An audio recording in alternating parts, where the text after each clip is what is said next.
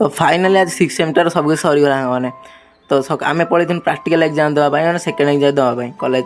तापर देखी पारते एटी आम भाई मान लास्ट एग्जाम तो गारा गारे पूरा व्यस्त तो भाई सुमित भी एटी आम पो द्वार व्यस्त कभी लगता है क्या पुनीत भगवान है। फाइनाली एत समय गला आम एग्जाम टी सरी सारा तो एग्जाम सरी सारे बाहर पड़े मैंने एग्जाम दे ठकी गलु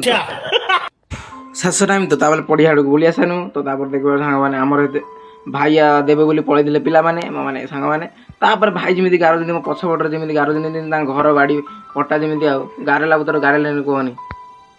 मु कौन छाड़िया छुआ मुझे मो ना लिखिदेकी शुभम ना लिखिदेकी ता लिखिदेनी डार्लिंग माय स्वीट हार्ट तापर भाई देखी पारे पलि भाई सत्य एटी आम हाई हाल करदे तो कर सारापर भाई ये आम प्रेमी पागल पूरा कुछ ज्यादा नहीं हो गया तापर आम सब कम सरला